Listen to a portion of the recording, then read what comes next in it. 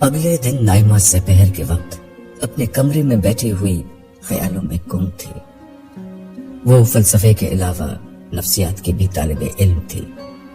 عام طلبہ کے برعکس اس کا مطالعہ بہت وسیع تھا۔ اس مطالعے کی روشنی میں وہ اپنے خواب کو سمجھنے کی کوشش کر رہی تھی۔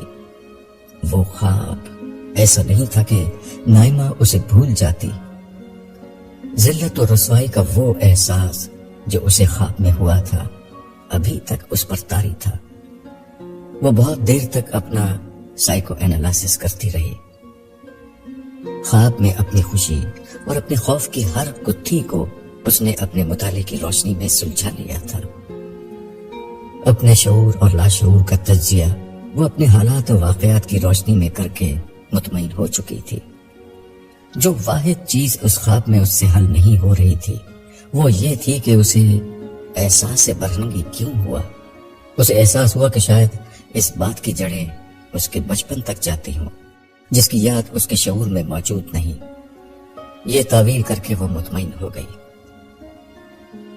اسی وقت آمنہ کمرے میں داخل ہوئی اور اس سے مخاطب ہو کر کہا، بیٹا میں ذرا تمہارے لیے کچھ خریداری کرنے باہر جا رہی ہوں۔ تم ایسا کرو کہ 2 کپ چائے بنا کر ابو کے کمرے میں دے دو، عبداللہ آیا ہوا ہے۔ یہ سن کر نائمہ کا منہ بن گیا۔ اس نے بیزاری کے ساتھ کہا، یہ موصوف ہر دوسرے دن کیوں آ جاتے ہیں؟ بیٹا وہ خود نہیں آتا، تمہارے نانا بلاتے ہیں۔ دونوں مل کر قرآن مجید پڑھتے پڑھاتے ہیں۔ گھر میں اللہ کا نام لینے سے خیر و برکت ہی ہوتی ہے۔ تمہیں چائے نہیں بنانی تو نہ بناؤ، میں بنا کر دے جاتی ہوں۔ غنیمت ہوا کہ نائمہ نے اس پر کوئی منفی تبصرہ کرنے کے بجائے جواب دیا، نہیں آپ جائیے، میں چائے بنا کر دے آتی ہوں۔ آمنہ بیگم چلی گئی۔ نائمہ تھوڑی دیر تک کمرے میں بیٹھی رہی، پھر بے دلی کے ساتھ اٹھی اور کچن میں جا کر چائے بنانے لگی۔ کچھ دیر بعد وہ چائے بنا کر نانا ابو کے کمرے کی طرف چل دی۔ کمرے میں نانا ابو اور عبداللہ دونوں ایک میز کے گرد اس طرح بیٹھے تھے کہ ان کی پشت دروازے کی طرف تھی۔ میز پر قرآن کریم رکھا ہوا تھا۔ وہ ٹرے اٹھا کر کمرے میں داخل ہو رہی تھی تو کان میں نانا ابو کی آواز آئی، یہ سورہ آراف میں لباس تقوی کا جو ذکر ہے اس سے کیا مراد ہے؟ لباس کا ذکر سن کر نائمہ لمحے بھر کو ٹھٹک گئی۔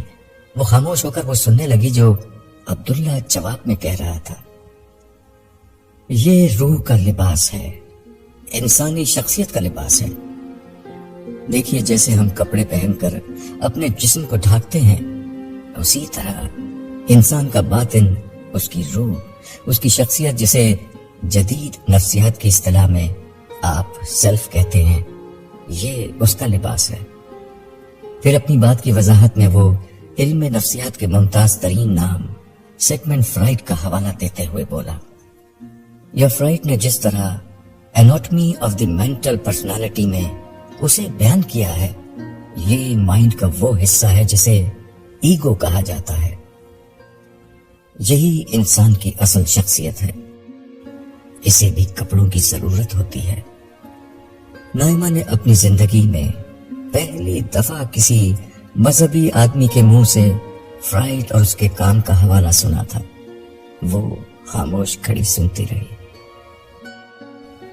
اللہ تعالیٰ سورہ آراف آیت 26 میں یہ بتاتے ہیں کہ انسان کے جسم کو ڈھانپنے کے لیے انہوں نے لباس جیسی نعمت انسان کو عطا کی ہے، مگر اسی کے ساتھ انہوں نے انسان کو اپنی ہستی اور خیر و شر کا وہ شعور الہام کیا ہے جس کے تانے بانے اگر وحی کی روشنی میں بنے جائیں تو تقوی کا وہ لباس وجود میں آتا ہے جو انسان کے اسی سیلف کو برہنہ ہونے سے بچا دیتا ہے۔ یہ سیلف یا اندرونی شخصیت انسان کے ظاہری جسم سے زیادہ اہم ہے، اس لیے اس کو لباس کی زیادہ ضرورت ہوتی ہے۔ یہی ضرورت تقوی یا نیکی اور پرہیزگاری کا وہ لباس ہے جسے اللہ تعالی ہر دوسرے لباس سے بہتر قرار دیتے ہیں۔ یہ تقوی اور کچھ نہیں، اللہ کے احساس میں جینا ہے۔ لیکن بیشتر انسان ساری توجہ اپنے ظاہری لباس اور ظاہری رکھ رکھاؤ کی طرف دیتے ہیں، اور لباس تقوی کے لحاظ سے اس طرح بے نیاز ہو جاتے ہیں کہ اللہ کے نزدیک وہ بالکل برہنہ رہتے ہیں، گویا اللہ کو بھول کر جینے والے لوگ اللہ کے نزدیک بالکل برہنہ اور بے حیا ہوتے ہیں۔ اس آخری بات کو سن کر نائمہ کو ایسا لگا جیسے کسی نے زور سے اس کے منہ پر تھپڑ مار دیا ہو۔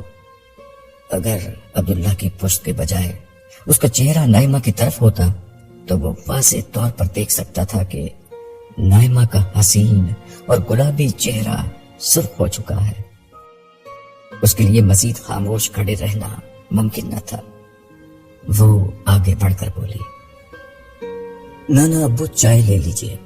حسب عادت اس نے عبداللہ کو سلام نہیں کیا تھا۔ عبداللہ نے بھی اسے نظر اٹھا کر نہیں دیکھا۔ چائے میز پر رکھ کر اس نے پہلے نانا ابو کو چائے دی۔ وہ بغیر چینی کے چائے پیتے تھے۔ پھر عبداللہ سے بے رخی کے ساتھ پوچھا، چینی کتنی ڈالوں؟ 1 چمچہ۔ عبداللہ نے بھی بے نیازی سے جواب دیا۔ اس کی توجہ قرآن مجید کی طرف ہی رہی۔ چائے دے کر نائمہ کو چلے جانا چاہیے تھا، مگر اسے محسوس ہوا کہ تھوڑی دیر قبل عبداللہ کے ہاتھوں اس کی جو توہین ہوئی ہے، اس کے جواب میں اس وقت عبداللہ کو نیچے دکھانا ضروری ہے۔ سنا ہے آپ باقاعدہ دین سیکھ رہے ہیں؟ جی، عبداللہ نے ممکنہ ترین مختصر جواب دیا۔ میرے ایک سوال کا جواب دیں گے؟ نائمہ نے اپنے ہتھیار میدان میں نکالتے ہوئے کہا۔ ایک 1400 برس پرانی کتاب جو آؤٹ آف ڈیٹ ہو چکی ہے، اپنی عقل اور بصیرت کو اس کے تابع کر کے سوچنا کیوں ضروری ہے؟ عبداللہ شاید نائمہ سے بات نہیں کرنا چاہ رہا تھا، اس لیے اس نے ایک مختصر جواب دیا۔ اس لیے کہ یہ اللہ کا کلام ہے، وہ ہر زمانے اور وقت سے بلند ہستی ہے۔ ہم کیسے مان لیں کہ یہ اللہ کا کلام ہے؟ یہ تو عقلی طور پر ہی غلط ہے کہ آپ مان کر غور شروع کریں۔ یہ تو غیر علمی اور غیر عقلی رویہ ہے۔ نائمہ بحث کے لیے پوری طرح تیار تھی، جبکہ اسماعیل صاحب کو احساس ہو چکا تھا کہ نائمہ اپنے اعتراضات کا ترکش نکال چکی ہے، اور اب ایک ایک کر کے وہ تیر چلائے گی جن کا جواب اور بھی کئی لوگ نہیں دے سکے تھے۔ ان اعتراضات کے جواب میں اسے اکثر کفر و گمراہی کے تانے سننے کو ملے تھے، یا نامعقول اور بودا استدلال۔ پہلی چیز سے مذہب کے خلاف نائمہ کے غصے میں اضافہ ہوتا تھا، اور دوسری چیز سے اس کے حوصلے میں۔ چنانچہ عبداللہ کے سامنے فصیحت سے بچنے کے لیے انہیں گفتگو میں مداخلت کرنا پڑی۔ بیٹا، یہ سوال تو ہم مسلمانوں کو کرنا ہی نہیں چاہیے، کیونکہ ہم قرآن کو اللہ کا کلام مانتے ہیں۔ اسی عقیدے کی روشنی میں ہمیں قرآن کو سمجھنا چاہیے۔ نانا ابو، یہی بات تو غیر مسلم اپنی کتابوں کے بارے میں کہتے ہیں۔ دیکھیے نا، مسیحی علم الکلام کے مشہور عالم سینٹ اینسلم کہتے ہیں کہ میں پہلے عقیدہ رکھتا ہوں، پھر سمجھتا ہوں، پہلے سمجھ کر عقیدہ اختیار نہیں کرتا۔ اب بتائیے کہ آپ میں اور ایک عیسائی میں کیا فرق رہ گیا؟ نواسی نے اپنے علم اور مطالعے کی روشنی میں نانا کو چاروں خانے چت کر دیا تھا۔ اس کے بعد ان کے پاس کہنے کے لیے کچھ نہیں بچا، مگر عبداللہ نے سوچا کہ اس کے سامنے نائمہ نہیں، ایک عام انسان موجود ہے جو دین سمجھنا چاہتا ہے۔ اس لیے اس نے پوری طرح گفتگو میں اترنے کا فیصلہ کر لیا۔ وہ اسماعیل صاحب سے مخاطب ہوا، آپ اگر اجازت دیں تو میں کچھ عرض کروں؟ پھر ان کے جواب کا انتظار کیے بغیر وہ کہنے لگا، دیکھیے نائمہ بی بی، کم از کم میں آپ سے بالکل متفق ہوں اور آپ کے سوال کو بالکل ویلڈ سمجھتا ہوں۔ خود اللہ تعالیٰ آپ کے سوال کو ویلڈ سمجھتے ہیں، اس لیے وہ بہت تفصیل کے ساتھ قرآن مجید میں اس سوال کا جواب دیتے ہیں۔ ان کی تو ساری اپیل عقل انسانی کو ہے۔ یہ تو کفار تھے جو عقل کو چھوڑ تعصب کو اختیار کرتے تھے۔ اس لیے آپ اطمینان رکھیے کہ آپ کا اعتراض بالکل درست ہے۔ یہ آپ کا حق ہے کہ آپ کو آپ کی بات کا عقلی جواب ملے۔ زندگی میں پہلی دفعہ نائمہ کو معلوم ہوا کہ اللہ تعالیٰ حکم ٹھوسنے کے بجائے سوالوں کا جواب بھی دیتے ہیں اور لوگوں کو سمجھاتے بھی ہیں۔ عبداللہ بولتا رہا، دیکھیے قرآن مجید جس عظیم ہستی پر نازل ہوا، وہ قرآن مجید سے باہر بھی تاریخ کی روشنی میں پوری طرح معلوم و معروف ہے۔ اس ہستی کے متعلق معلوم ہے کہ اعلان نبوت سے پہلے وہ گرچہ غیر معمولی اعلیٰ سیرت و کردار کے مالک تھے، لیکن کوئی مذہبی عالم نہ تھے۔ وہ ایک عام تاجر تھے جن کا کوئی مذہبی پس منظر نہیں تھا۔ ایسے میں وہ اچانک ایک روز اٹھتے ہیں اور نبوت کا دعویٰ کرتے ہیں۔ ان پر قرآن اترتا ہے۔ اس قرآن میں توحید و آخرت کی دعوت ہی نہیں بلکہ عرب و عجم کی پوری مذہبی روایات کی تفصیل ہے۔ سوال یہ ہے کہ ان کو یہ سب اچانک کیسے معلوم ہو گیا؟ دلچسپ بات یہ ہے کہ انہیں اچانک نہ صرف یہ سب معلوم ہو گیا بلکہ اس کے بعد ان کے خیالات میں کبھی کوئی ارتقا نہیں آیا۔ آپ کسی بھی مفکر اور صاحب علم کی زندگی کو دیکھ لیجئے، اس کی فکر اور علم میں ہمیشہ ایک ارتقا ملتا ہے۔ وہ ابتدا میں کچھ چیزیں سیکھتا ہے، علم، تجزیے اور تجربے کے بعد بہت سی چیزوں کو رد کرتا ہے، نئے نظریات اختیار کرتا ہے، پھر دنیا کے سامنے اپنی بات پیش کرتا ہے۔ اس کے بعد بھی اس کے افکار اور نظریات میں مسلسل ارتقاء اور تبدیلی آتی رہتی ہے۔ سقراط، افلاطون، ارسطو سے لے کر ڈیکارٹ، کانٹ، ہیگل تک، اور گوئٹے اور شیکسپیئر سے غالب اور اقبال تک، کوئی شخص ایسا نہیں جو بغیر کسی علمی اور فکری ارتقاء کے بغیر اپنے فکر اور کلام کو دنیا کے سامنے پیش کر سکا ہو۔ مگر محمد صلی اللہ علیہ وسلم کی ہستی اس پورے معاملے سے ایک عجیب استثناء ہے۔ اس بات کو ایک مذہبی مثال سے سمجھیے کہ ہمارے زمانے میں ایک صاحب نے نبوت کا دعویٰ کیا ہے۔ تم غالباً مرزا غلام احمد قادیانی کی بات کر رہے ہو؟ اسماعیل صاحب نے وضاحت کے لیے پوچھا۔ جی ہاں، میرا اشارہ انہی کی طرف ہے، مگر دیکھیے کہ ان کی پوری زندگی ہمارے سامنے ہے۔ وہ کوئی ان پڑھ آدمی نہیں تھے، مذہب کی پوری روایات سے واقف تھے، مذہبی مناظرے کرتے تھے۔ ان کی فکر، خیالات اور دعووں میں ارتقاء بھی ملتا ہے اور تضاد بھی۔ وہ اگر سچے نبی ہوتے تو یہ کبھی نہ ہوتا، اس لیے کہ نبی کی بات اللہ تعالیٰ کی بات ہوتی ہے، جس میں نہ تضاد ہو سکتا ہے نہ اس کے علم میں کوئی ارتقاء آ سکتا ہے۔ اس کے برعکس نبی عربی صلی اللہ علیہ وسلم کی سچائی کا ثبوت یہ ہے کہ انہوں نے مذہبی علم کے اعتبار سے صفر سے اپنی بات کا آغاز کیا، اور جو کہا وہ آج تک غلط ثابت نہیں ہوا، اور جو دعوت دنیا کو پہلے دن دی اس میں آخر تک کبھی کوئی تبدیلی آئی نہ ارتقاء ہوا اور نہ کہیں تضاد ملتا ہے۔ یہ کام کوئی عام انسان کیسے کر سکتا ہے؟ نائمہ اس سوال کے جواب میں خاموش رہی۔ اس کا انداز بتا رہا تھا کہ وہ مزید سننا چاہتی ہے، اس لیے عبداللہ بولتا رہا۔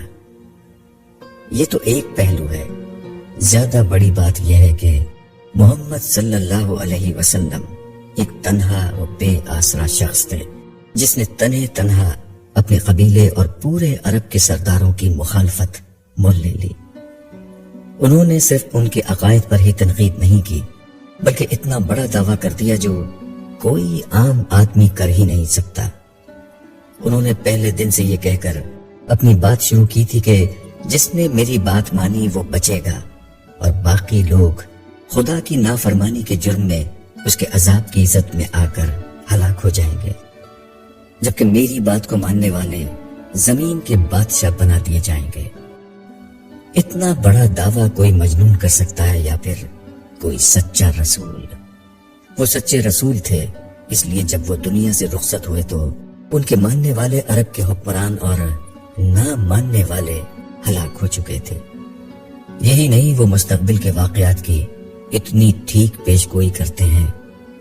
عبداللہ ایک لمحے کے لیے رکا اور میز سے قرآن مجید ہاتھ میں اٹھا کر بولا، اور یہ پیش گوئیاں اس کتاب میں آج بھی موجود ہیں، اور اب یہ تاریخ کا ناقابل تردید حصہ بن چکی ہیں۔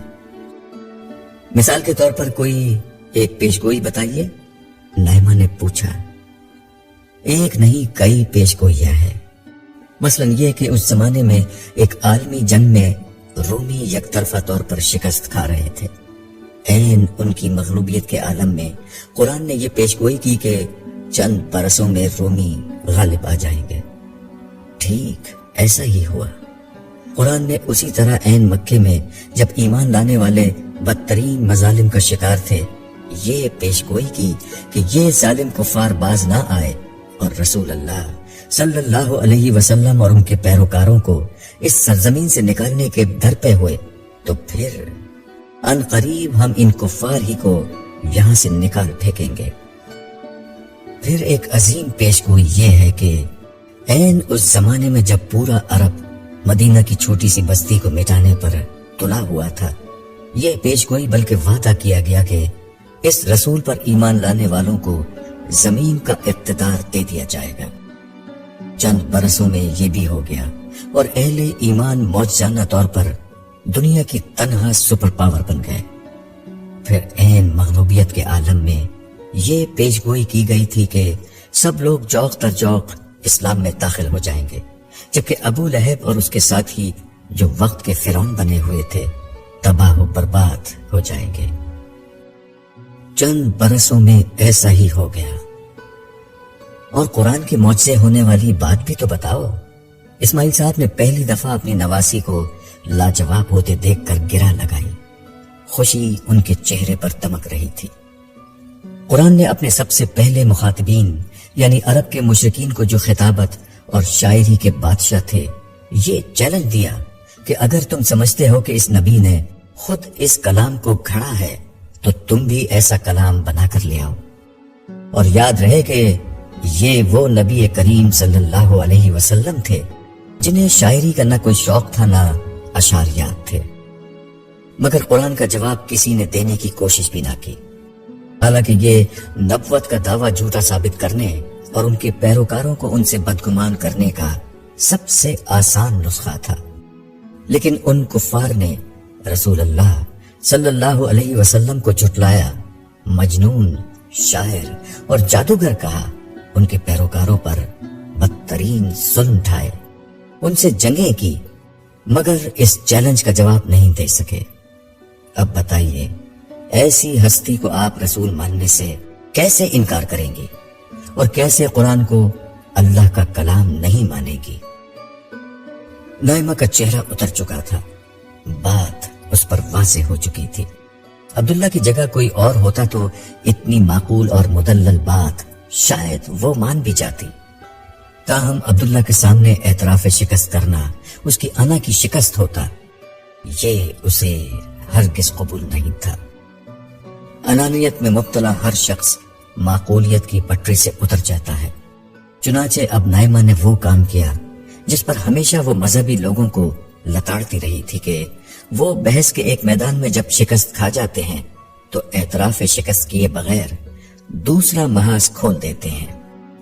نائمہ نے اس عمل کا نام مولویانہ قلع بازی رکھا تھا، مگر اب یہی مولویانہ قلع بازی نائمہ نے بھی لگا دی۔ عبداللہ کی اس پوری گفتگو کے جواب میں اس نے کہا، آپ کی باتیں اگر ٹھیک ہوں تب بھی یہ اتفاقات سے زیادہ کچھ نہیں ہے۔ اصل مسئلہ یہ ہے کہ جس ظالمانہ طریقے پر یہ دنیا چلی جا رہی ہے، اسے دیکھنے کے بعد کوئی باشعور شخص کسی خدا پر ایمان نہیں لا سکتا۔ خدا کو ماننا پری ماڈرنزم کا ایک تصور ہے، جبکہ عقیدہ انسانی زندگی کی بنیاد تھی۔ ماڈرنزم کے دور اقلیت میں یہ تصور مکمل طور پر رد ہو چکا ہے۔ خیر، اب تو ہم پوسٹ ماڈرنزم میں جی رہے ہیں۔ اس میں کسی کے جذبات کا احترام کرتے ہوئے ہم ثقافتی طور پر مذہب اور خدا کو مان سکتے ہیں، مگر سب جانتے ہیں کہ خدا کا تصور ایک غیر سائنٹیفک تصور ہے۔ عرصہ ہوا کہ ارتقاء کا نظریہ خدا کے وجود کی عقلی بنیاد ختم کر چکا ہے۔ سائنس کی دنیا میں اب خدا کو مان کر کوئی تحقیق نہیں کی جاتی۔ نائمہ بہت ذہانت سے عبداللہ کو اس کی اسپیشلٹی کے میدان یعنی مذہب سے نکال کر اپنی اسپیشلٹی کے میدان یعنی سائنس اور فلسفے میں لے آئی تھی۔ اب بحث اس کے میدان میں ہونی تھی، جہاں نائمہ کے خیال میں اس کی فتح یقینی تھی۔ تاہم عبداللہ اس میدان کا بھی کھلاڑی تھا۔ وہ پورے اعتماد سے بولا، دیکھیے اللہ ہے یا نہیں، اس کا فیصلہ کرنا سائنس کا دائرہ کار ہی نہیں ہے۔ وہ تو یہ بتاتی ہے کہ کائنات کیسے کام کر رہی ہے، کائنات کیوں وجود میں آئی، انسان یہاں کیوں ہے۔ اس کا جواب نہ سائنس دے سکتی ہے، نہ یہ اس کا دائرہ ہے۔ نہ سائنس آج تک کوئی ایسا دعویٰ کر سکی ہے کہ اس کی کسی دریافت نے ثابت کر دیا ہے کہ خدا موجود نہیں ہے۔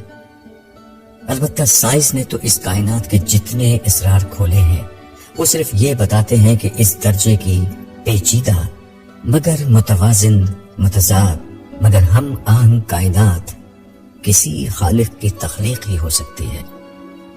جہاں تک ارتقاء کے نظریے کا تعلق ہے تو یہ بات ٹھیک ہے کہ ڈارون کے زمانے میں انسانی علم جہاں پر تھا وہاں ارتقاء کو خالق کا نعم البدل سمجھ لیا گیا تھا، مگر 20ویں صدی اور خاص کر اس کے آخر میں زندگی کی سادہ ترین شکلوں یعنی بیکٹیریا اور خلیے پر ہونے والی تحقیقات اور جینیاتی سائنس کی ترقی نے ارتقاء کے قدموں سے زمین نکال دی ہے۔ جدید سائنس کی ترقی نے ایسی خوردبینیں ایجاد کر دی ہیں اور ایسے طریقے وجود میں آ گئے کہ زندگی کی سادہ ترین اقسام کی انتہائی جزئی تفصیل بھی ہمارے سامنے آ چکی ہے۔ اس سائنسی ترقی کا سب سے بڑا انکشاف یہ ہے کہ زندگی اپنی سادہ ترین شکل میں بھی اتنی ہی پیچیدہ ہے کہ ارتقاء کا نظریہ اس کی وضاحت نہیں کر سکتا کہ ایسی پیچیدگی اتنی بنیادی سطح پر کیسے موجود ہو سکتی ہے۔ نائمہ نے فوراً مداخلت کرتے ہوئے کہا، میں بتاتی ہوں کہ یہ پیچیدگی کیسے ممکن ہے۔ دراصل ایک طویل عرصے تک جو کروڑوں بلکہ اربوں سال پر بھی محیط ہو سکتا ہے، زندگی کی کسی بھی سطح پر انگنت اور پے در پے آنے والی تبدیلیاں اس کو ممکن بنا سکتی ہیں۔ اس کی مثال یہ ہے کہ جی مجھے معلوم ہے۔ وہ مثال کیا ہے؟ عبداللہ نے اس کی بات بیچ سے کاٹتے ہوئے کہا، اگر کچھ بندر ٹائپ رائٹر پر بلا سوچے سمجھے انگلیاں مارنے لگے اور اربوں سال تک مارتے رہیں تو عین ممکن ہے کہ وہ کسی شاہکار نظم کو ٹائپ کر ہی ڈالیں۔ مگر زندگی کی تمام تر پیچیدگیوں کو تو چھوڑ دیجئے، زندگی کے بنیادی جز ڈی این اے میں موجود معلومات کو اگر کتاب کی شکل میں ترتیب دیا جائے تو لاکھوں صفحات پر مشتمل وہ کتاب وجود میں آئے گی جس کا ہر لفظ، ہر سطر اور ہر باب بلکہ پوری کتاب ہی با معنی، با مقصد اور مکمل طور پر مربوط ہے۔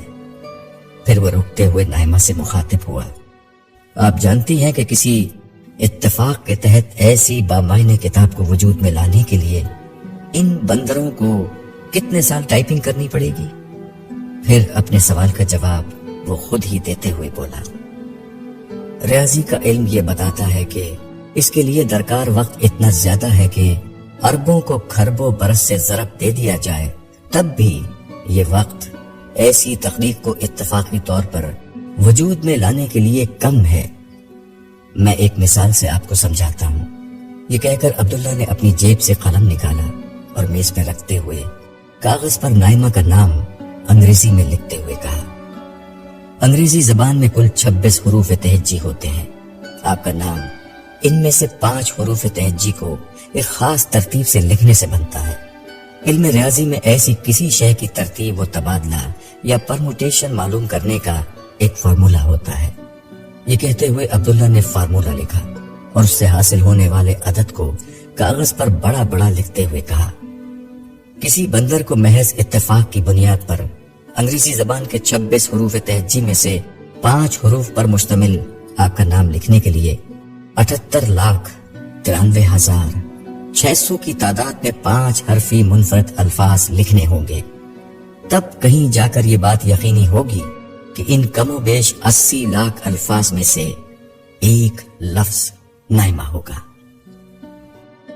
ناقابل یقین، اسماعیل صاحب نے حیرت و استعجاب کے عالم میں کہا تو عبداللہ مسکراتے ہوئے بولا، یہ تو ایک لفظ کا معاملہ ہے، بات اگر ایک پوری مرتب کتاب کی ہو جس کا ہر لفظ دوسرے سے، ہر پیراگراف اگلے سے اور ہر باب اگلے پیچھے کے تمام ابواب سے پوری طرح مربوط ہوں، تو پھر اسے اتفاقاً ترتیب میں آنے کے لیے اتنا زیادہ وقت چاہیے ہوگا کہ آپ تصور نہیں کر سکتے۔ اربوں کھربوں کے الفاظ اس گنتی میں ایسے ہی ہیں جیسے ہزاروں سال کی داستان میں ابتدائی چند سیکنڈ، جبکہ حقیقت یہ ہے کہ زندگی ہماری جس زمین پر پیدا ہوئی اور سادہ سے پیچیدہ ترین شکلوں میں موجود ہے، وہاں کتاب زندگی کہیں زیادہ ضخیم مگر اتنی ہی مربوط و مرتب ہے، اور دوسری طرف سانحہ یہ ہے کہ اس معصوم زمین کی عمر صرف 4 ارب سال ہے، خود اس کائنات کی عمر 13-14 ارب سال سے زیادہ نہیں۔ یہ ناممکن ہے زندگی اتنی کامل شکل میں ایک جگہ پر اتنے مختصر وقت میں ظہور پذیر ہو جائے۔ اس لیے سائنس جس طرح کی کائنات کا تعارف کرا رہی ہے، اس کے بارے میں یہ دعویٰ کرنا کہ یہ اتفاق سے وجود میں آئی ہے، زندگی بھی اتفاق سے وجود میں آئی، اور زندگی کی تمام اقسام اپنی تمام تر پیچیدگیوں کے ساتھ اتفاق سے وجود میں آئی، یا پھر ایک بے جان، بے شعور اور بے ارادہ میکینزم حیات و کائنات کے اس بے مثل نظام کو کنٹرول کر رہا ہے۔ یہ دعویٰ کوئی چاہے تو اپنا دل مطمئن کرنے کے لیے کر لے، مگر عقل اس دعوے کو قبول نہیں کرتی۔ نائمہ کو معلوم ہو چکا تھا کہ اسے مکمل شکست ہو چکی ہے، لیکن ترکش کا آخری تیر نکال کر اس نے چلا ہی دیا۔ مجھے معلوم ہے کہ ارتقاء پر بہت لوگ تنقید کرتے ہیں، مگر سائنسدانوں کی اکثریت بہرحال ارتقاء کو ہی مانتی ہے۔ جی ہاں، مجھے بھی معلوم ہے، عبداللہ نے مسکراتے ہوئے کہا، مگر اس کی کوئی سائنسی وجہ نہیں ہے، بلکہ اس کی وجہ بہت سادہ ہے۔ وہ یہ کہ خدا کو نہ ماننا اپنی ذات میں ایک مذہب ہے۔ ارتقاء اس مذہب کا بنیادی اصول ہے۔ جو لوگ تنقید کو نہیں مانتے، اس کی وجہ معقولیت نہیں بلکہ وہ تعصب ہوتا ہے جو ہر مذہبی انسان کو اپنے مذہب کے ساتھ ہوتا ہے۔ اس پہلو سے ایک کٹر مذہبی رہنما اور ایک ملحد سائنسدان میں کوئی فرق نہیں، دونوں یکساں طور پر متعصب ہوتے ہیں۔ ایسے سائنسدان دراصل خالق کو نہیں ماننا چاہتے، اور خالق بھی وہ جو مسیحیت اور بائبل کی شکل میں سامنے آتا ہے، جس کی نمائندگی اہل کلیسا کرتے ہیں۔ یہ ہے اصل مسئلہ۔ دراصل مسیحیت نے انسانیت اور خاص کر سائنسدانوں، فلسفیوں اور دانشوروں کے ساتھ قرون وسطی میں وہ سلوک کیا ہے کہ اب وہ لوگ کسی طور مسیحیت اور کلیسا والے خدا کو قبول نہیں کر سکتے۔ مجھے یقین ہے کہ اسلام کی فطری تعلیم اور اس کا عقلی استدلال جب انسانیت کے سامنے آئے گا تو وہ اسے قبول کرنے سے انکار نہیں کرے گی۔ وہ ایک لمحے کو رکا اور نائمہ کو غور سے دیکھتے ہوئے بولا، مجھے تو اس کا بھی یقین ہے کہ آپ بھی خدا کے وجود پر قائل ہو چکی ہیں، اور آج نہیں ہوئی ہیں تو بہت جلد ہو جائیں گی۔ نائمہ طنزیہ انداز میں مسکرائی اور بولی، میرے سوالات بہت زیادہ ہیں اور شاید ان کا جواب دینا آپ کے لیے ممکن بھی نہیں، لیکن اس موضوع پر کبھی بعد میں بات کریں گے۔ اس وقت تو آپ لوگ میری وجہ سے ڈسٹرب ہو رہے ہیں۔ یہ کہہ کر وہ کمرے سے باہر نکل گئی۔ اس کا چہرہ تنا ہوا تھا۔ باہر آ کر وہ سیدھا فون کے پاس آئی اور فاریہ کا نمبر ملانے لگی۔ نائمہ کا چہرہ اترا ہوا تھا اور فاریہ نائمہ کے سامنے بیٹھی ہوئی اسے تکی جا رہی تھی۔ نائمہ آج کے واقعے کی پوری رویداد فاریہ کو سنا چکی تھی۔ یہ داستان سننے کے بعد فاریہ دل میں تو بہت خوش تھی، مگر اپنی سہیلی کا بھرم رکھنے کے لیے وہ سنجیدہ شکل بنائے بیٹھی تھی۔ پھر اس نے خاموشی توڑتے ہوئے کہا، تو تم کیا چاہتی ہو؟ میں عبداللہ بھائی کو یہاں آنے سے منع کر دوں؟ میں اس کی شکل بھی نہیں دیکھنا چاہتی۔ تم نہیں جانتی آج جب وہ بول رہا تھا تو نانا ابو کے چہرے پر کیسی خوشی تھی۔ لگتا تھا کہ ان کی اولاد میں نہیں ہوں بلکہ وہ ان کی اولاد ہے۔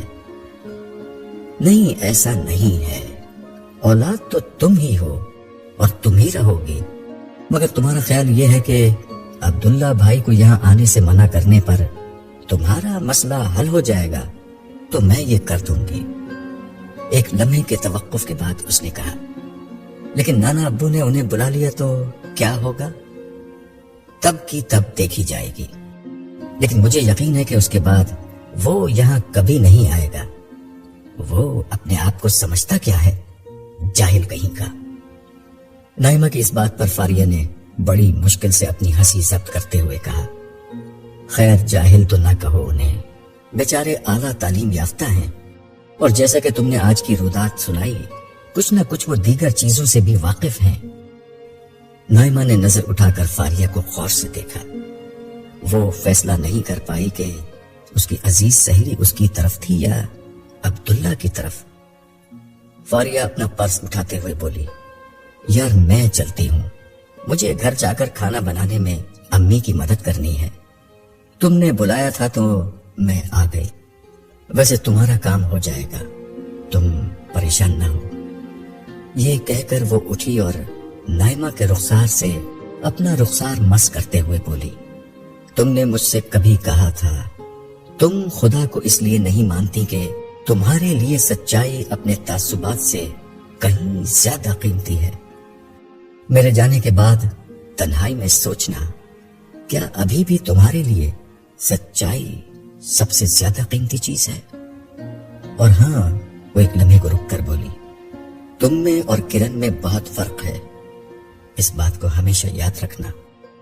یہ کہہ کر فاریہ کمرے سے نکل گئی۔ نائمہ ایک مجسمے کی طرح اپنی جگہ پر ساکت بیٹھ گئی۔ اسے اچھی طرح معلوم تھا کہ اس کی سہیلی اس سے کیا کہہ کر گئی ہے۔ اسے یہ جاننے کے لیے بہت زیادہ غور و فکر کرنے کی ضرورت نہیں تھی کہ سچائی اب اس کے لیے اہم ترین چیز نہیں تھی۔ عبداللہ سے شکست قبول نہ کرنا اس کے لیے اہم ترین بات بن چکی تھی۔ اس نے اپنی میز کی دراز کھول کر اس میں سے اپنی ڈائری نکالی۔ اس کے پہلے صفحے پر اس نے بڑے فخر سے لکھ رکھا تھا، میرے لیے سچائی ہر چیز سے زیادہ قیمتی ہے۔ نائمہ کچھ دیر اپنی تحریر پڑھتی رہی۔ اسے بہت کچھ یاد آ رہا تھا۔ کالج میں دیگر لڑکیوں اور اساتذہ سے مذہبی موضوعات پر گفتگو کرتے ہوئے وہ اکثر کہا کرتی تھی کہ آپ سب تعصبات کے اسیر ہیں۔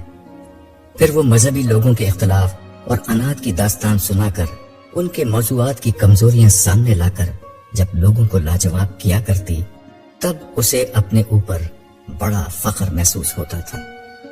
اس کا خیال تھا کہ وہ خود ہر تعصب سے بلند ہو چکی ہے، مگر آج اسے معلوم ہوا کہ جہاں دوسرے کھڑے ہوئے تھے وہ بھی ٹھیک اسی جگہ آ کر کھڑی ہو چکی ہے۔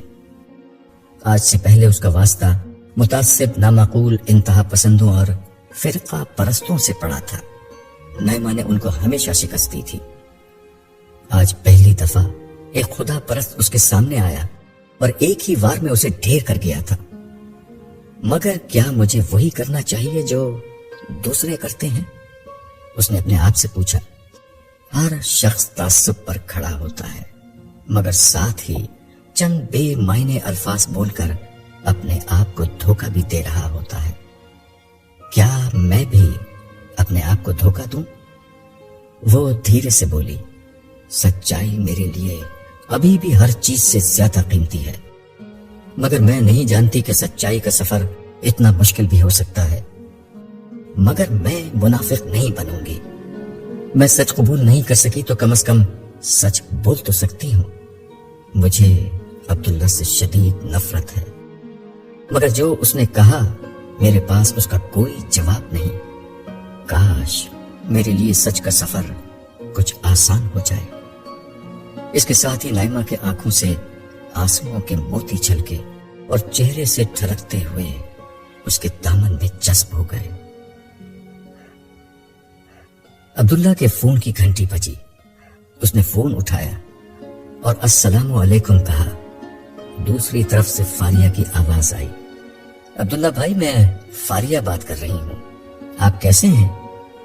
عبداللہ کو فاریہ کی آواز سن کر بہت حیرت ہوئی، کیونکہ فاریہ کے پاس اس کا نمبر تھا نہ کبھی اس نے اسے پہلے فون کیا تھا۔ وہ سمجھ نہیں سکا کہ اسے فون کرنے کا کیا سبب ہے، لیکن اس نے اپنی حیرت کا اظہار نہیں کیا اور جواب میں کہا، الحمدللہ میں بالکل ٹھیک ہوں، آپ سنائیں کیسی ہیں؟ میں ٹھیک ہوں، مجھے دراصل آپ سے ایک ضروری بات کرنی ہے۔ فرمائیے۔ وہ بات یہ ہے کہ فاریہ نے کچھ جھجکتے ہوئے کہا، نائمہ دراصل بہت اچھی لڑکی ہے، لیکن اسے آپ سے کچھ پرابلم ہے۔ عبداللہ کے دل پر ایک کچوکا لگا، مگر وہ خاموشی سے سنتا رہا۔ دراصل وہ مذہب سے کچھ باغی ہے اور آپ بہت مذہبی ہیں۔ اس کے نانا اور امی سے بھی آپ بہت قریب ہو چکے ہیں۔ آپ بہت اچھے ہیں، سب آپ سے محبت کرتے ہیں، لیکن نائمہ بچپن سے اپنے گھر میں محبت کا مرکز رہی ہے، لیکن اب آپ اس محبت کو کچھ شیئر بھی کرنے لگے ہیں۔ آپ سن رہے ہیں نا؟ فاریہ نے رک کر کہا تو عبداللہ بولا، جی میں سن رہا ہوں۔ دراصل آپ نائمہ کو غلط مت سمجھیے گا، وہ طبعاً بہت با اخلاق لڑکی ہے، انسانوں سے اس کا معاملہ بہت ہمدردانہ رہتا تھا۔ اس کے باغیانہ نظریات اپنی جگہ، لیکن نہ وہ بدتمیز ہے نہ بدلحاظ، لیکن آپ کے معاملے میں اس کی سوچ کچھ جارحانہ ہو چکی ہے۔ اب اس کی شادی ہونے والی ہے، لیکن آپ کے گھر آنے سے وہ کچھ ڈسٹرب سی ہو جاتی ہے۔ شاید پچھلے دنوں وہ آپ سے الجھ بھی پڑی تھی۔ نہیں، ایسی تو کوئی بات نہیں تھی، بس ان کے کچھ سوالات تھے۔ اگر آپ کو اس کی کوئی بات بری لگی ہو تو پلیز آپ اسے معاف کر دیں، میں اس کی طرف سے معافی مانگتی ہوں۔ نہیں، میں نے کسی بات کا برا نہیں مانا، نائمہ تو بہت اچھی لڑکی ہے۔ جی ہاں، آپ بھی بہت اچھے ہیں، میری تو بڑی خواہش تھی کہ آپ دونوں کی شادی ہو جاتی۔ فاریہ کو نہیں معلوم تھا کہ وہ لا علمی میں عبداللہ کے زخموں کو کھرچنے لگی ہے، مگر بس نائمہ یہ چاہتی تھی کہ اس کی شادی کسی دولت مند گھرانے میں ہو۔ دراصل وہ نہیں چاہتی تھی کہ جو محرومیاں اس کی والدہ نے جھیلی ہیں اب وہ جھیلے، اس لیے اس نے آپ سے شادی سے انکار کر دیا تھا۔ عبداللہ کو محسوس ہوا جیسے اس کے دل پر کسی نے گھونسا مار دیا ہو، مگر وہ اپنے آپ کو سنبھالنا سیکھ چکا تھا۔ وہ سپاٹ لہجے میں بولا، جی میں سمجھ سکتا ہوں، بس میرا خیال یہ تھا کہ آپ نائمہ کی شادی تک اس کے گھر نہ جائیں تو وہ تھوڑا بہتر محسوس کرے گی۔ فاریہ اپنا مدعا آخرکار زبان پر لے ہی آئی۔ آپ اطمینان رکھیے، نائمہ کو مجھ سے کوئی تکلیف نہیں ہوگی، البتہ ان کی شادی کے بعد تو میں اسماعیل صاحب سے ملنے جا سکتا ہوں نا؟ یہ تو آپ کا بہت احسان اور بڑا پن ہوگا۔ ٹھیک ہے، آپ فکر مت کیجیے۔ اور کچھ نہیں، بس شکریہ اور اللہ حافظ۔ عبداللہ نے بوجھل دل کے ساتھ کہا اور فون بند کر دیا۔ وقت پر لگا کر اڑ رہا تھا اور شادی کے دن قریب آتے جا رہے تھے۔ خواب میں بے لباسی کی ذلت اور عبداللہ کے ہاتھوں شکست پر کم و بیش 1 ہفتہ گزر گیا تھا۔ نائمہ 1-2 دن تو ڈسٹرب رہی، لیکن پھر شادی اور اس کے بعد کی زندگی نے اس کے خیالات کا رخ اپنی طرف موڑ لیا۔ اس رات نائمہ اپنی ماں کے ساتھ بستر پر لیٹی ہوئی انہی خیالوں میں گم تھی۔ وہ تصورات میں خود کو یورپ اور امریکہ میں گھومتا ہوا دیکھ رہی تھی۔ اسے نہیں خبر تھی کہ اس کی ماں آمنہ بیگم کس قسم کے تفکرات میں مبتلا تھی۔ وہ بیٹی کی خواہش اور رشتے والی کی اصرار پر اس رشتے کے لیے راضی تو ہو گئی تھی، مگر اب کچھ حقیقتیں ہولناک شکل اختیار کر کے ان کے سامنے آ رہی تھی۔ پہلی فکر تو بیٹی کی جدائی کی تھی، ان کی کل کائنات نائمہ ہی تھی۔ اس کی خاطر ऐन जवानी में बेवा होने के बावजूद उन्होंने दूसरी शादी नहीं की। हालांकि उस वक्त उनकी वालिदा जिंदा थी जो नाइमा को संभाल सकती थी। उन्होंने बेहद इसरार किया था कि आमना दूसरी शादी कर ले। आमना बेवा सही मगर बहुत अच्छी शक्ल और सूरत की थी। रिश्ते भी आ रहे थे। नाइमा को नाना नानी अपने पास रखने के लिए तैयार थे। उनके पास पूरा मौका था कि वो जिंदगी को एक दफा फिर नए सिरे से शुरू करें। गुजरता वक्त उनके जिस नशेमन पर बिजलियां गिराकर उसे राख बना चुका है, उस राख से वो एक नया घरौंदा फिर तामीर करे। मगर उन्होंने अपनी जिंदगी और अपनी खुशियों पर अपनी बेटी को तरजीह दी। उसे बेपनाह मोहब्बत के साथ पाल पोस कर बड़ा किया। वक्त कैसे गुजरा और कैसे उनकी छोटी सी नाइमा शबाब के दरवाजे पर आ पहुंची, उन्हें मालूम ही नहीं हुआ। और अब बेटी की जुदाई का वो वक्त आन पहुंचा था जो हर माँ पर बेहद कठिन होता है। मगर उनके पास तो नाइमा के सिवा कुछ और नहीं। फिर जहां नाइमा की शादी हो रही थी वो इतना बड़ा घराना था कि उस घर में बेटी से मिलने के लिए जाने से पहले 100 दफा सोचना पड़ेगा।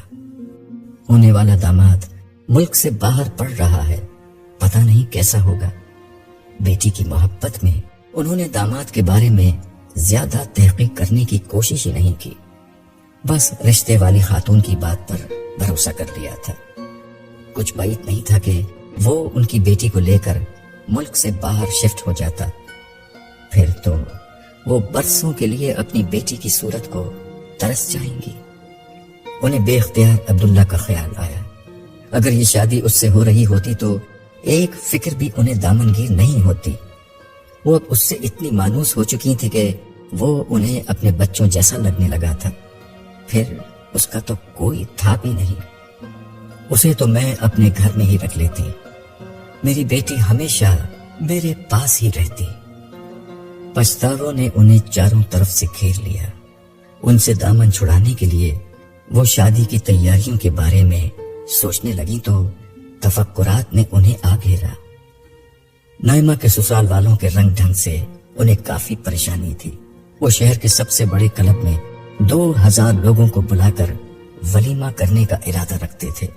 जवाब में उन्हें किसी 5 स्टार होटल में 500 लोगों को भी बुलाना पड़ गया तो शादी की बेशतर रकम इसी में खर्च हो जाएगी। वो जितना भी जहेज और जेवर बना लेते, उन लोगों के मुकाबले में वो बहुत कम और मामूली ही नजर आता। जेवर से उन्हें कुछ याद आया तो बराबर लेटी हुई नाइमा से उन्होंने सवाल किया, बेटा तुम्हारे पास एक बड़ा वजनी सोने का लॉकेट और चेन थी, वो कहाँ है?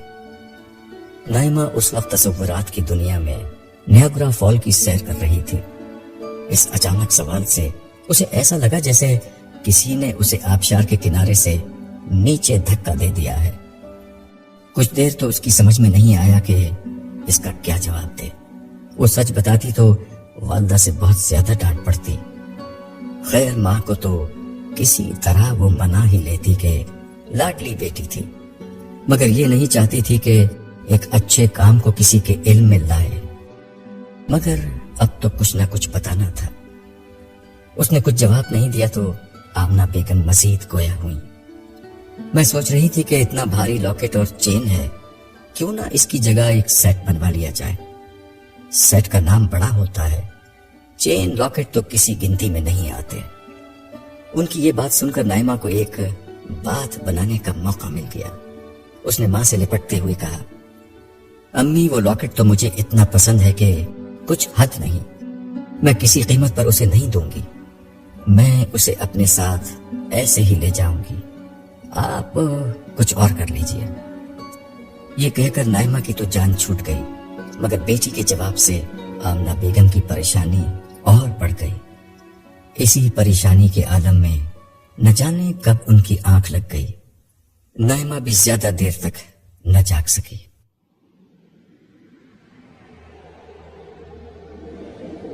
एक दफा फिर नाइमा उसी मैदान में खड़ी थी। बगैर किसी खौफ और परेशानी के वो हर जगह उड़ती फिर रही थी। ये हसीन मनाजिर اس کی طبیعت میں اتنا سرور اور نشاط بھر رہے تھے کہ اس کا دل چاہ رہا تھا کہ وقت تھم جائے اور ہمیشہ وہ یوں ہی اڑتی رہے۔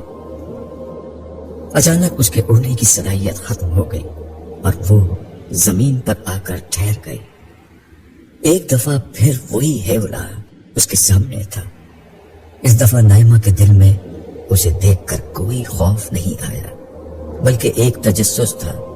اس نے پوچھا، تم کون ہو؟ تمہیں اس سوال کا جواب جلد مل جائے گا۔ یہ بتاؤ، کیا تم سچائی جاننا چاہتی ہو؟ مگر مجھے تو سچائی معلوم ہے۔ تمہیں کچھ نہیں معلوم، تم دھوکے میں جی رہی ہو۔ تمہیں تو یہ بھی نہیں معلوم کہ لوگوں کو کس چیز سے بچانا چاہیے۔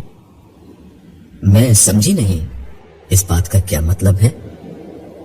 تم نے کائنات کے مالک کو مخاطب کر کے کہا تھا کہ میں تو ایک ہی کو بچا سکی، ہو سکے تو باقی لوگوں کو تو بچا لے۔ ہاں کہا تھا۔ تو پھر سن لو، جس بچے کو تم نے بچانا چاہا تھا اسے 2 دن بعد موت نے اپنی آغوش میں لے لیا۔ اگر بچانا ہے تو لوگوں کو اس بات سے بچاؤ کہ وہ اللہ کے حضور اس حال میں پیش ہوں کہ وہ بے لباس ہوں، کیونکہ جہنم کی آگ ایسے لوگوں کا لباس بن جائے گی۔ یہ سنتے ہی نائمہ کی نظر اپنی طرف لوٹی اور یہ دیکھ کر وہ لرز اٹھی کہ ایک دفعہ پھر وہ بے لباس ہے۔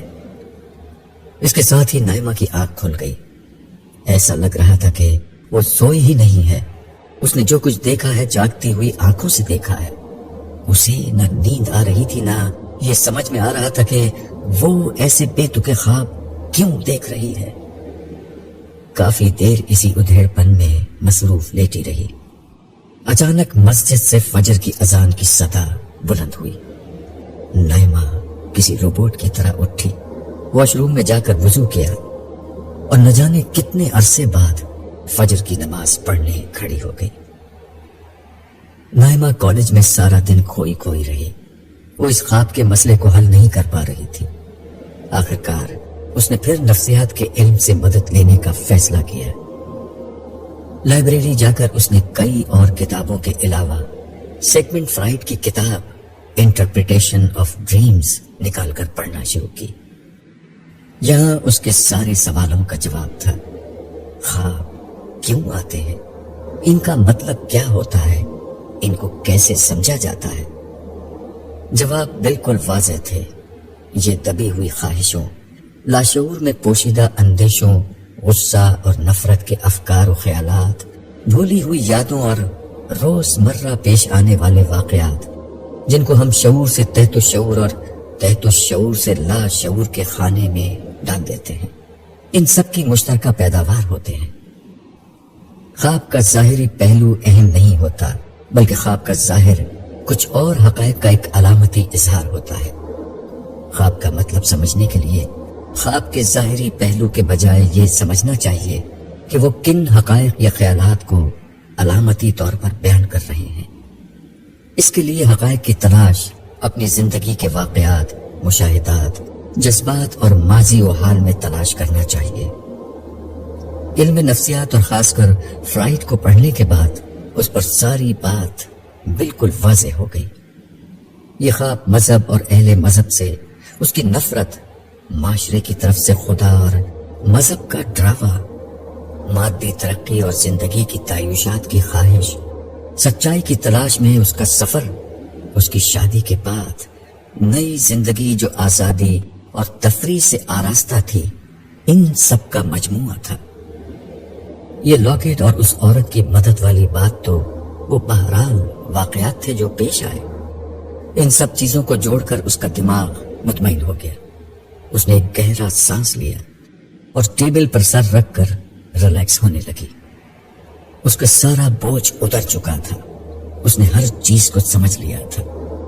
اب کوئی فکر اور تردد اسے دامن گیر نہیں تھا۔ وہ اسی اطمینان کی کیفیت میں تھی کہ اچانک اس کے ذہن میں ایک دھماکہ ہوا۔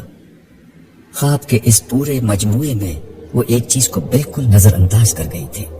جس کی حیثیت ایک اطلاع کی تھی، وہ یہ کہ جس بچے کو اس نے بچانا چاہا تھا وہ 2 دن بعد اللہ کو پیارا ہو گیا تھا۔ تھوڑی دیر تک تو وہ اس بات کو ذہن سے جھٹکنے اور اہمیت نہ دینے پر مصر رہی۔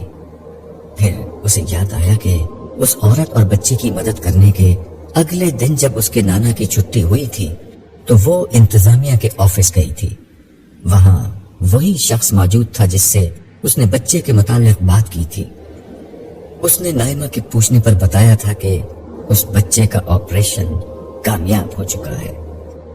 یہ اس بات کی کافی دلیل تھی کہ خواب میں اس کے برعکس جو بات کہی گئی تھی، نائمہ اسے ذہن کی ایک کارستانی سمجھ کر بھول جائے۔ نائمہ خود بھی اس بات کو نظر انداز کرنا چاہتی تھی، مگر وہ ہیولا نائمہ کے سر پر پھر سوار ہو گیا۔ یہ اس بات کی کافی دلیل تھی کہ خواب میں اس کے برعکس جو بات کہی گئی تھی، نائمہ اسے ذہن کی ایک کارستانی سمجھ کر بھول جائے۔ نائمہ خود بھی اس بات کو نظر انداز کرنا چاہتی تھی، مگر وہ ہیولا نائمہ کے سر پر پھر سوار ہو گیا۔ اس سے نجات پانے کا ایک ہی طریقہ تھا، اس بات کی تردید ہو جائے۔ اچھا ہے دل کا یہ شک بھی دور ہو جائے تاکہ آئندہ وہ اس طرح کی باتوں اور خوابوں کو بالکل اہمیت نہ دے۔ نائمہ نے دل میں سوچا۔ پھر وہ لائبریری سے اٹھی اور سیدھی اسی ہسپتال جا پہنچی جہاں اس کے نانا ایڈمٹ تھے۔ وہ انتظامیہ کے دفتر تک آئی۔ اس وقت وہاں کوئی اجنبی شخص ڈیوٹی پر تھا۔ وہ شخص نہیں تھا جس سے اس نے بات کی تھی، لیکن اس نے اپنا مسئلہ اس آدمی کو بتایا کہ اس تاریخ کو ایک بچے کا آپریشن ہوا تھا۔ اس کا کیا ہوا؟ انتظامی دفتر کے کارکن نے اسے ریکارڈ آفس جانے کا کہا، جہاں مریضوں کا ریکارڈ رکھا جاتا ہے۔ تھوڑی دیر میں وہ ریکارڈ روم میں کھڑی تھی۔ اسے نہ اس عورت کا نام معلوم تھا نہ اس بچے کا، صرف تاریخ، آپریشن اور رقم جو اس نے جمع کرائی تھی یاد تھی۔ یہ ایک مشکل کام تھا، مگر اپنی خوبصورت شخصیت کی بنا پر اسے یہاں بھی لوگوں سے تعاون لینے میں زیادہ مشکل پیش نہیں آئی۔ ایک شخص کمپیوٹر کے سامنے بیٹھ کر اس کی دی ہوئی تاریخ میں تلاش اور جستجو کرنے لگا۔ اس نے اکاؤنٹس کے دفتر سے بھی مدد لی۔ بات چونکہ بہت زیادہ پرانی نہیں تھی، اس لیے تقریباً نصف گھنٹے ہی میں معاملہ واضح ہو گیا۔ جس تاریخ میں نائمہ نے پیسے جمع کرائے تھے، اس تاریخ اور رقم کی مدد سے بچے کو ڈھونڈ لیا گیا۔ اسی روز اس بچے کا آپریشن ہوا تھا۔ آپریشن کامیاب رہا تھا۔ اس بچے کی طبیعت بہتر ہو رہی تھی، مگر 2 دن بعد اس بچے کی طبیعت اچانک بگڑی اور اس کا انتقال ہو گیا۔ نائمہ نے دوپہر کا کھانا نہیں کھایا۔ وہ ہسپتال سے سیدھی گھر آئی تھی اور خاموشی سے کمرے میں جا کر لیٹ گئی تھی۔ ماں نے کھانے کا کہا تو کہہ دیا کہ کالج میں دوستوں کے ساتھ کھا لیا تھا۔ وہ خاموش لیٹی صرف ایک بات سوچ رہی تھی۔ تحلیل نفسی اور خاک کی تعبیر کے نفسیاتی علم سے سب کچھ تو معلوم ہو گیا تھا، مگر یہ جواب کہیں موجود نہیں تھا کہ جو واقعہ خارج میں پیش آیا، جس کا نائمہ کو کوئی علم نہیں تھا، وہ ٹھیک ٹھیک دنوں کے تعین کے ساتھ نائمہ کو خواب میں کیسے معلوم ہو گیا؟ اس ہیولے نے یہ کیسے بتا دیا کہ جس بچے کو اس نے بچانا چاہا تھا، جس کی خاطر اس نے اپنے محبوب ترین متاع کو بیچ دیا تھا، وہ ٹھیک 2 دن بعد مر گیا؟ یہ کیسے ممکن ہے؟ یہ سوال ہتھوڑا بن کر بار بار اس کے دماغ پر ضرب لگا رہا تھا۔ اسے لگ رہا تھا کہ نفسیات کے جس علم پر اسے یہ بھروسہ تھا کہ وہ انسان کا تجزیہ کر کے اس کے بارے میں سب کچھ بتا سکتا ہے، جس فلسفے پر اسے اعتماد تھا کہ وہ کائنات کی ہر گتھی سلجھا سکتا ہے، وہ سارے علم ناقابل بھروسہ اور نامکمل تھے۔ حقیقت اور سچائی کہیں اور تھی، کسی برتر جگہ پر۔ سوچتے سوچتے اس کے ذہن میں پہلے خواب کے بعد پیش آنے والے واقعات گھومنے لگے۔ لباس تقویٰ کا جو مطلب عبداللہ بتا رہا تھا، اس سے اسے اپنی برہنگی کا مطلب سمجھ میں آنے لگا۔ قرآن اللہ کی کتاب ہے اور محمد صلی اللہ علیہ وسلم اللہ کے رسول ہیں۔ اس کے جو دلائل عبداللہ نے دیے تھے اور جنہیں اس نے صرف اس وجہ سے نظر انداز کر دیا تھا کہ یہ سب کچھ دشمن جاں عبداللہ کہہ رہا تھا، اب اس کی بنائی ہوئی فصیلوں کو توڑ کر اس کے دل و دماغ کی سلطنت میں اپنی جگہ بنانے لگے۔ عبداللہ کی بات اس کے کانوں میں گونجنے لگی کہ رسول وہ باتیں بتا سکتے ہیں جو ابھی پیش ہی نہیں آئی، جیسا وہ کہتے ہیں ٹھیک ویسا ہی ہو جاتا ہے۔ اتنے اعتماد سے مستقبل کی خبریں اور ماضی کے واقعات صرف اللہ تعالیٰ ہی کی طرف سے بیان کیے جا سکتے ہیں۔ عبداللہ نے کوئی فلسفیانہ نقطہ نہیں اٹھایا تھا، صرف حقائق تھے، وہ حقائق جنہیں جھٹلایا نہیں جا سکتا۔ جیسے کہ یہ ایک حقیقت تھی کہ جس بچے کو اس نے بچانا چاہا وہ 2 دن بعد مر گیا تھا۔ یہ بات اسے کسی طور معلوم نہیں تھی، مگر خواب میں وقت کے بالکل درست تعین کے ساتھ اسے یہ بات معلوم ہو گئی۔ یہ کیسے ممکن ہوا؟ اسے کچھ سمجھ میں نہیں آ رہا تھا۔ نائمہ کے سارے گھروندے ٹوٹ چکے تھے، مذہب کا دامن پہلے ہی ہاتھ سے چھوٹ چکا تھا، فلسفے اور نفسیات کی مشکل کشائی آج مشکوک ہو چکی تھی۔ اگر کوئی اس سے خدا کے وجود کے حوالے سے بحث و مباحثہ کرتا تو شاید کبھی اتنی جلدی نائمہ میں وہ تبدیلی نہیں لا سکتا تھا جو اب آ رہی تھی۔ مگر حقیقت یہ تھی کہ نائمہ کی ذہنی ساخت اور نفسیاتی شخصیت پر حملہ باہر سے نہیں اندر سے ہوا تھا۔ یہ ضرب اس قدر شدید تھی کہ اس نے نائمہ کے ہر دفاعی مورچے کو مسمار کر دیا تھا۔ اس کی پرانی شخصیت ایک دھماکے کے ساتھ فنا ہو چکی تھی۔ وہ جس تجربے سے حال ہی میں گزری تھی وہ بظاہر ایک خواب تھا۔ وہ چاہتی تو بآسانی اس خواب کو نظر انداز کر دیتی، مگر وہ بے حس نہیں تھی کہ ذہن کی گرہوں اور الجھنوں کو فراموش کر کے جانوروں کی زندگی گزارنا شروع کر دے۔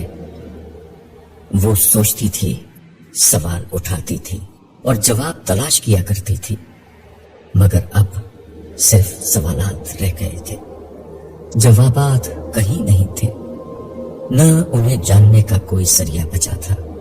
اس نے دوبارہ خواب کے بارے میں سوچنا شروع کر دیا۔ وہ خواب اسے اول تا آخر پورا یاد تھا۔ وہ اس کے ایک ایک جز کو دہرانے لگی۔ اسے اندازہ ہو گیا کہ اس کا خواب ایک خواب نہیں تھا، بلکہ اس کے ساتھ کیا گیا ایک مکالمہ تھا، اسے دیا گیا ایک واضح پیغام تھا۔ اس وقت اسے یاد آیا کہ اس ہیولے نے گفتگو کا آغاز اس بات سے کیا تھا کہ کیا وہ سچائی جاننا چاہتی ہے۔ ایک لمحے میں نائمہ کے ذہن میں بجلی کی طرح ایک خیال گوندا، اگر یہ سب خدا کی طرف سے ہے تو اب اس مکالمے میں اگلی بات میں کروں گی۔ اگر کوئی خدا ہے تو مجھے جواب ضرور ملے گا۔ بے اختیار اس کے منہ سے نکلا، ہاں میں سچائی جاننا چاہتی ہوں۔ یہ کہہ کر وہ اٹھی اور وضو کیا اور ظہر کی نماز پڑھنے لگی۔ وہ جیسے ہی سجدے میں گئی اس کا دل بھر آیا۔ وہ روتے ہوئے کہنے لگی، پروردگار میں تجھے نہیں مانتی تھی، اس لیے کہ میرے بہت سے سوالوں کا جواب کہیں نہیں ہے۔ اس دنیا میں اتنا ظلم کیوں ہے؟ یہاں عدل اور انصاف کیوں نہیں؟ اگر یہاں اندھے مادے کی حکومت نہیں اور تیرا حکم چلتا ہے تو پھر اتنی نا انصافی کیوں ہے؟ لوگ کیوں مرتے ہیں، کیوں پیدا ہوتے ہیں؟ کچھ لوگ محروم کیوں رہ جاتے ہیں؟ کچھ لوگوں کو بلا سبب اتنی نعمتیں کیوں مل جاتی ہیں؟ تو ہے تو سچائی لوگوں کو کیوں نہیں بتاتا؟ کیوں تو نے فلسفیوں اور مذہبی لوگوں کو یہ اجازت دے رکھی ہے کہ جو چاہے کھڑے ہو کر تیرے نام پر کہتے ہیں؟ تو خود کہاں ہے؟ تیری سچی رہنمائی کہاں ہے؟ پروردگار، میں اپنے دل سے ہر تعصب اور ہر نفرت ختم کرنے کے لیے تیار ہوں۔ میں اقرار کرتی ہوں کہ محمد صلی اللہ علیہ وسلم تیرے رسول ہیں۔ مجھے ان کی رسالت کا یقین اس شخص نے دلایا ہے جس سے مجھے نفرت ہے، مگر وہ بات ٹھیک کہہ رہا ہے۔ میں اس کی نفرت کے باوجود یہ اقرار کرتی ہوں کہ وہ سچ کہہ رہا ہے، مگر ابھی پورا سچ مجھے معلوم نہیں ہوا۔ میں اس خدا پر کیسے اعتماد کروں جو ظلم پر خاموش رہتا ہے؟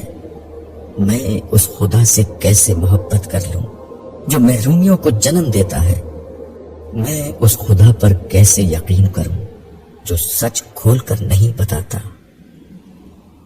نائمہ بہت دیر تک روتی رہی اور سجدے میں مسلسل یہ دعا کرتی رہی،